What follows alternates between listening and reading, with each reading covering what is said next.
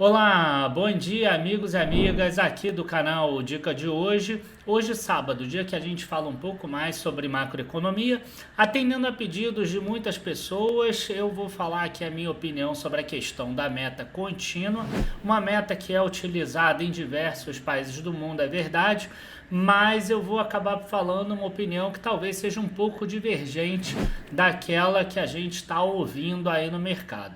Então eu queria aproveitar para pedir para vocês curtirem o vídeo, comentar ali embaixo sempre de forma respeitosa, obviamente, sem palavras de baixo calão ou de afronta, qualquer coisa do gênero. Também queria aproveitar e pedir para que vocês se inscrevam no canal e marquem ali o sininho de notificação, porque o YouTube não está entregando quando a pessoa não marca aquele sininho de notificação. E logo depois da vinheta, como vocês já sabem, a gente começa.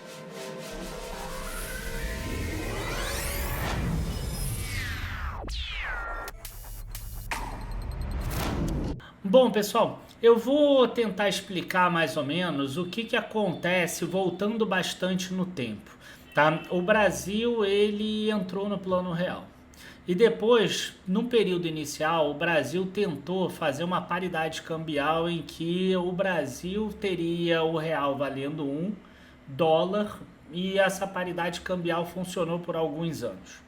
Depois o Brasil passou por um sistema de bandas cambiais, ou seja, o Brasil aceitava que ele iria aumentar um pouco o dólar a cada ano dentro de uma banda. Então tinha um limite máximo e mínimo. Se chegasse no limite máximo, o governo tinha que entrar intervindo no mercado, assim como se chegasse no limite mínimo, também ele tinha que intervir, né? No caso, vendendo ou comprando dólares. Aí chegou um momento ali em 1999 ou 2000, não lembro exato, que chegou um ponto que não dava mais para segurar, porque o Brasil já estava sem reserva e tinha ali o FMI que estava emprestando dinheiro. E aí teve a maxi desvalorização cambial, o momento em que o dólar sai de 1,20 e vai para 2,20 mais ou menos. Tá? Então é uma alta muito forte ali em coisa de 15 dias, 20 dias, foi bastante brusco naquele momento para o Brasil. E aí, a gente, nesse período aí do FMI, o Brasil, ele se comprometeu a três coisas. Ele se comprometeu ao câmbio flutuante, meta de inflação e superávit primário. Tá? Então esse era o tripé macroeconômico do Brasil e que funcionou muito bem até ali 2013, 2014, mesmo depois que o Brasil não devia mais ao FMI. Então, quer dizer, o Brasil não devia, ele não precisaria mais continuar com isso, mas funcionou tão bem que o Brasil continuou. Infelizmente, o Brasil para de ter esse tripé macroeconômico ali no governo Dilma, quando o Brasil começa a ter déficits primários que são consecutivos, né? E o Brasil tem déficit primário de 2014 até 2021. Ano passado, o Brasil tem superávit primário. Então, uma dessas três pontas desse tripé macroeconômico era a meta de inflação. E é o assunto que a gente vai falar hoje. Tá? E essa meta de inflação, desde lá de trás, estou pegando aqui os dados do próprio Banco Central do Brasil, para a gente não ser levado por causa da empresa A ou da empresa B, começou em 1999, então a máxima de desvalorização deve ter sido em 99 mesmo. Começamos com uma meta de 8% com intervalo de 2%, então poderia ficar entre 6 e 10%, e aí foi indo até aqui o 2023 agora que definiu a de 2026. Então dia 30 de junho de 2023 tem a resolução CMN 5.091, para quem não sabe, CMN é o Conselho Monetário Nacional, que define a meta para 2026. O Brasil, até essa meta, ele trabalha com a política de ano calendário. Ou seja, existe uma meta estipulada para o final do ano. Então, para o final desse ano aqui, por exemplo, de 2023, a meta é 3,25%, podendo ficar no intervalo de tolerância entre 1,75% e 4,75%. Hoje, se eu não me engano, o IPCA dos últimos 12 meses está em 3,95%, ele estaria dentro da meta. A expectativa do mercado é que chegue no final do ano em 4,96%, estaria um pouquinho fora da meta por causa de cima. Sempre que ele não chega na meta, ele precisa escrever uma carta aberta. E aqui a gente tem as cartas abertas mostrando, né? O Brasil não chegou na meta em 2001, 2002, 2003, 2015, 17, 21 e 22. Eu aqui dentro da minha equipe eu costumo brincar que é igual o Vasco, né? Tem ficado mais o Vasco no rebaixamento, tem ficado mais frequente ultimamente. Então, igual o Vasco tem sido mais rebaixado ultimamente, o Brasil também não tem batido a meta ultimamente. Mas brincadeiras à parte, o que é importante da gente ter em mente aqui? Essa meta calendário, ela tem um ponto final. Ou seja, no final, no dia 31 de dezembro, né, ou melhor, no dia 10 de janeiro, que vai ser quando sair o IPCA de dezembro de 2023, tem que estar dentro daquela meta entre 1,75 e 4,75. E assim por diante, você tem esse ponto final. E aí, o que acontece agora com a meta contínua? Com a meta contínua, você não tem mais aquele ponto final. Quer dizer, você vai perseguir a inflação, no caso de 3%, que continuou igual a de 2026, e essa inflação de 3%, ela não vai ser perseguida para o dia 31 de dezembro de 2026, mas ela vai ser perseguida sempre pensando prospectivamente, pensando daqui a 12 meses ou no máximo 24 meses. Então, o Banco Central ele vai ter o poder de escolher se ele vai olhar para os próximos 12 ou para os próximos 24. Em um período igual tem Covid, tem problema de cadeia de suprimento, tem uma alta muito forte do dólar, enfim, tem um problema, ele pode tentar essa meta chegar em 24 meses. Se for alguma coisa muito complicada, assim, se for um modelo normal, pode usar o 12 meses. Tá? Então, qual é a vantagem que o mercado está falando com relação a essa meta contínua? Né? A grande vantagem é que quando você tem uma meta que no final do ano você tem que atingir 3,25, por exemplo, você às vezes precisa jogar o juro muito em cima. Você precisa jogar o juro lá para 13,75. Então o mercado ele diz assim, se tivesse essa meta contínua antes, podia acontecer igual aos Estados Unidos. Os Estados Unidos ele hoje tem uma meta de 2%. A inflação está em 4 e pouco. Quer dizer, ele não é obrigado a no final do ano chegar em 2. Então não precisa jogar o juro em 8, em 9, por exemplo, para poder cair para 2. Ele pode fazer um pouso mais suave, vamos dizer assim. E beleza, funciona muito bem para período de crise. Mas isso não é diferente do que o Copom já vem fazendo nos comunicados. Esse aqui é o meu grande ponto. Quer dizer, o Copom já tem pego os próximos 6 semestres em diversos comunicados, em diversas atas. Ele já falou que ele não está preocupado com a inflação de 2023 praticamente desde o início do ano. Ele estava preocupado já com a inflação de 2024. Então ele já está fazendo essa prospectiva. E aí, o que eu acho que vai acontecer? Primeiro, a gente tem que aproveitar e surfar o mercado, né? Se você olhar aqui, ó, depois do dia 30 de junho aqui, ó, 29 de junho, taxa 10,42, agora taxa 10,06, né? Se a gente pegar o 2029, a gente vai ver algo similar, ó, 10,83, agora 10,45. Se você pegar o IPCA, você vai ver similar, ó, 5,25 caindo para 5,05. Né? Se pegar o IPCA mais longo, 2035, ó, de 5,34 para 5,17. Então é óbvio que eu vou aproveitar essa euforia de mercado e essa queda de taxa. Tá? Mas isso é um movimento de curto prazo. O que eu acho que vai acontecer com a taxa do longo prazo? Né? O Brasil ele tem um potencial de cair a taxa de juros até uns 6,5% se o governo não fizer bobagem, porque isso já aconteceu no passado. Talvez até um pouco menos.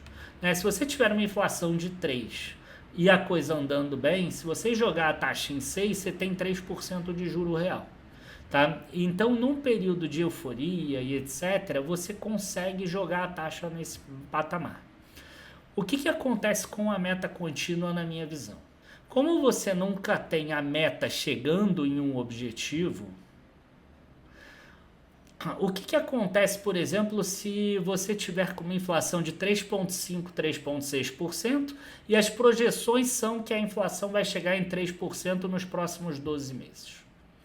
Né? Vai chegar alguém do governo que vai falar assim, sabe aquele corte de gasto que a gente tinha planejado? Acho que não precisa, a inflação está controlada, o fiscal está bom, não tem problema, a gente já fez o trabalho, agora é hora de soltar um pouco. Sabe aquele gasto a mais que aquele deputado queria, aquele senador, não sei o que, agora eu acho que pode soltar. Eu acho que agora pode colocar. Por quê? Porque você já está dentro, você não tem mais aquele ponto final. Eu costumo dizer, né, agora fazendo uma analogia, óbvio que a analogia com a economia nunca é 100% fidedigna, mas é igual, por exemplo, eu com a minha dieta. Né? Se eu chegar na minha dieta e falar assim, cara, eu quero no final desse ano emagrecer 10 quilos. É uma coisa. Quer dizer, no dia 31 de dezembro eu tenho essa meta, eu preciso emagrecer 10 quilos. Agora, se eu falar assim, daqui a um ano eu quero emagrecer 10 quilos. O que vai acontecer no final do ano? Continua, daqui a um ano eu quero emagrecer 10 quilos. E daqui a 2 anos? Daqui a um ano eu quero emagrecer 10 quilos. Então você nunca chega à tua meta. Esse é o meu grande medo. Ou seja, se nunca chega à tua meta, o Brasil vai sempre perseguir uma meta de 3, mas quando chegar a 3,5, 3,6, 3,7, o que faz? Começa a soltar o fiscal de novo e aí a taxa sobe. E a taxa subiu, chegou em 4,70, 4,80. Agora vamos segurar de novo. Aí quando cai para 3,50, 3,60, aí solta de novo, aí sobe. Então quer dizer, na meta calendário, é uma meta que é boa para aquelas economias que não têm maturidade, que na minha visão é o caso do Brasil. Né? E quando eu falo maturidade, é assim, não é maturidade até mesmo da própria população, que não tem maturidade financeira ainda. Infelizmente, a gente está construindo isso, mas não tem ainda. Né? É difícil, as pessoas ainda não entendem as relações das coisas. Né? As pessoas acreditam que baixar o juro agora vai significar economia para o governo. Não é. Vai significar menos pagamento de juro agora, mas mais pagamento de juro no futuro. Seja para nós mesmos, seja para as próximas gerações. Né? Então, essa maturidade eu acho que falta um pouco. E falta até um pouquinho dentro do mercado também. Porque você vê um monte de gente no mercado adorando essa meta contínua. Essa meta contínua vai fazer com que a taxa longa não chegue no mínimo possível. Quer dizer, eu acredito que ela poderia chegar em 6, 6,5% se tudo corresse bem até 2026. Se não corresse bem até uns 7, 7,5%. A gente vai ter dificuldade de cair a taxa quando chegar ali no 7,75%, 8%. Por quê? Porque a gente não vai chegar no 3% nunca. Né? Salvo se tiver alguma questão muito endêmica aí no mundo todo de queda de preço, de commodities e etc. Aí, porventura, o Brasil pode chegar. Que é mais ou menos o que está acontecendo agora, né? Queda de preço de energia, de alimento e etc. Aí ajuda, a queda do dólar. Então, isso tudo ajuda. Mas se não for uma situação dessa, muito atípica, o Brasil não vai chegar em 3. Quando chegar em 3,6, 3,5, tiver a projeção de 3, vai subir a taxa. Então, o Brasil com essa meta contínua, da forma como o Brasil pensa, os governantes brasileiros pensam, e aí é independente se é o que o pessoal considera direita ou esquerda, porque para mim é tudo farinha do mesmo saco, já falei isso um monte de vezes, tá? Ele não tem capacidade, não tem maturidade política e financeira para ter uma meta contínua, igual os países desenvolvidos. O país desenvolvido, os Estados Unidos vai segurar a taxa de juros até chegar em 2%. E 2,5% não é 2%.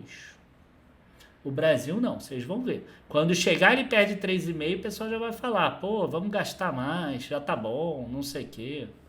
Né? E, enfim, não estou nem falando do próprio Copom, tá? Que é muito técnico, esse Copom atual. Em 2025 muda, vamos ver como é que vai ser. Mas o Brasil, na minha visão, não tem.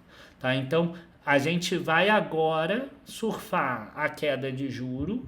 Em compensação, o tamanho da alta que eu espero já é menor. Não é para esse ano não, tá? Estou falando o ciclo todo. Que eu pensando o ciclo todo, eu não falo abertamente, mas dentro da equipe a gente tem números. Esse número caiu aí uns 10, 15%. Tá? E aí eu tô falando, seriam números grandes, eu não gosto de ficar puxando a ganância das pessoas, tá? Mas esse patamar de bolsa muito mais alto caiu um pouco por causa da meta contínua na minha visão. Então, juros mais baixos agora significam juros maiores no futuro. Essa meta contínua vai ajudar a cair o juro agora, vai atrapalhar o juro lá na frente, ou seja, a queda de juro final. Eu duvido que o Brasil consiga chegar na meta de 3%, dessa forma, sabendo que você não precisa chegar na meta hoje, só daqui a 12 meses. Enfim, esse é o meu recado. Espero que vocês tenham gostado do vídeo de hoje. Não deixem de nos acompanhar também lá no Instagram, @dicadehoje_7. E também dentro da nossa página, a gente tem artigos todos os dias de todos os nossos especialistas, dicadehoje7.com. Além disso, todos os dias à noite a gente tem aqui lives também especiais com todos os nossos especialistas ao vivo, sempre ali, entre 6 e 8 da noite a gente tem as nossas lives de segunda a sexta e alguns dias de tarde também, como segunda e sexta-feira, também ao meio-dia a gente tem. Vamos fazer uma programação bem grande para que cada vez mais você tenha acesso a conteúdo gratuito. Abraços, bons investimentos, até a próxima e nunca se esqueça, construir leva tempo. Tchau, tchau, pessoal.